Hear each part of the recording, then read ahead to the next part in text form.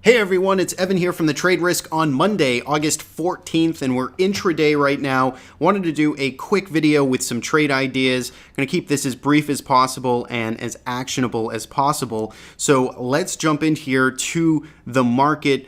As a whole, the S&P 500, all of the major averages getting a nice bounce back today on this Monday morning, up about 1% here in the SPY. What I like about this move is the fact that we are taking out and clearing back above Thursday's session. This is the day where we really caused, that technical damage, where we really washed out below this prior 3-week range, and we're getting back above there. Now, we want to stay above there. We could fail. We're intraday right now. If we start to roll over or fade hard into the close, that would, again, put me back in a more concerned mode. But for now, at least, we are seeing those initial signs of some constructive action, some action that says, well, maybe the bulls are going to pick this back up and run with this uptrend. Maybe this was sufficient washout, that 60% spike in the VIX. So we could have seen enough capitulation there in the short term to get us higher. We'll see. Take it one day at a time.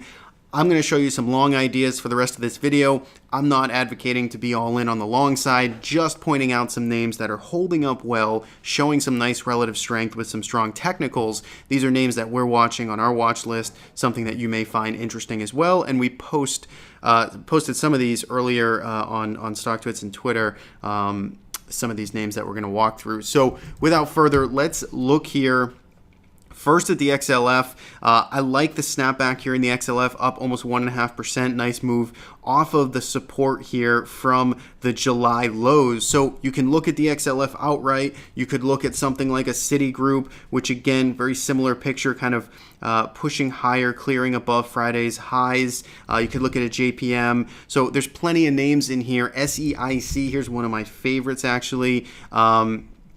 These are all sort of in that financial space, and these are names that are getting a nice push off of support after a test of that support. Again, you want to do your due diligence depending on your time frame and strategy. If the XLF all of a sudden fails here and it starts to really lose this support here and lose below 2470, I would want to be much more cautious and probably out of any of these ideas. So those are three there, all in the financial space.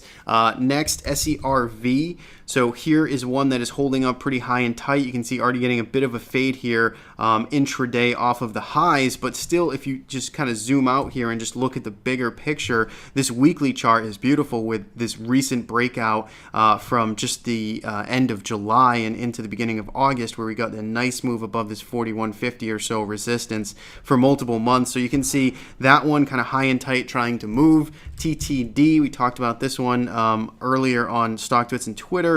Not ready yet, but it's a consolidation that I really like the look of. You can see here on the weekly chart how this is holding up near highs here, just under all-time highs. It's a great looking pattern there, smaller cap name. LDOS LDOS, this one here, really not fading at all, getting close to these highs here back from the 3rd of August. And you can see the bigger picture very much in motion here on multiple time frames. So I like LDOS. And then finally, we'll look at KNX, another, this is an industrials name, but another move today out of some recent consolidation towards highs. And again, the bigger picture here, technically, this is the weekly time frame. And again, you can see nice steady uptrend emerging from a nice base here. So good on multiple time frames. And there's plenty others that are actually on my watch list. There's no shortage of names here today on the long side, which is encouraging to see.